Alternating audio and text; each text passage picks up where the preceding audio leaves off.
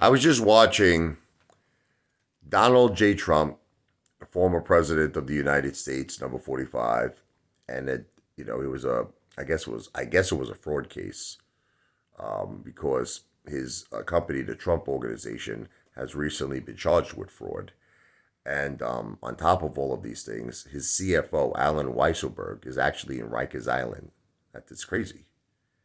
And Letita James, who's the Attorney General in New York, obviously organized, this to try to ask the former President Donald J. Trump, questions about his business and his business dealings. And he took the Fifth Amendment. Look, he started off and he gave this opening statement about it's a big witch hunt and everything's a witch hunt. Look, I try to be fair in life. Okay, I try to be fair.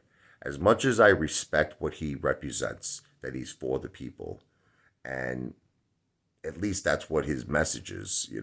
I try to also be reasonable. Everything can't be a witch hunt, right? Like if your CFO is in Rikers Island, that can't be a witch hunt. If the Trump organization was charged with fraud, that can't be a witch hunt. So it just gets to a point, like I remember him even saying that only people who are guilty plead the Fifth Amendment.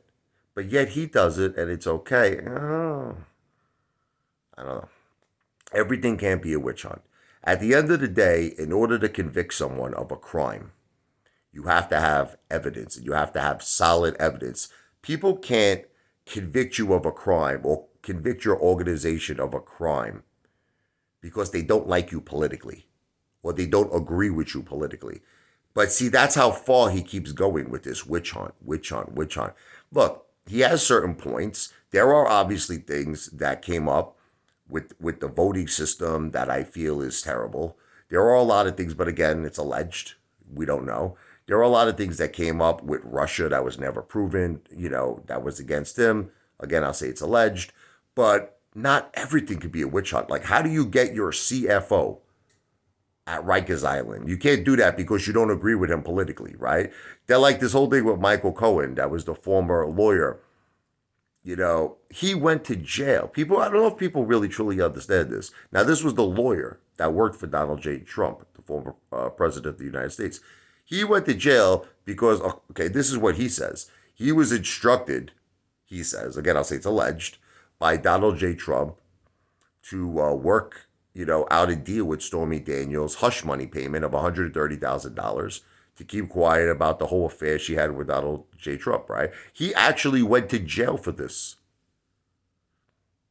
So it's just that it seems like he's surrounded by so much stuff.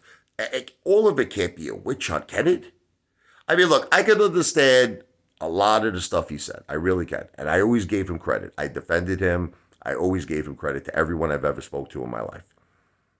But when every single time now that he's claiming it's a witch hunt, it's actually resulting in his CFO going to jail, his lawyer going to jail, Michael Cohen, the Trump organization charged with fraud. Now he's pleading the Fifth Amendment to over 400 questions with the New York district attorney.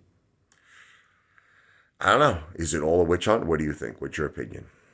It's not financial advice. I'm not a financial planner. This video is not legal advice. I'm certainly not an attorney. This video is for entertainment purposes only, because that's what I am, the world's greatest entertainer.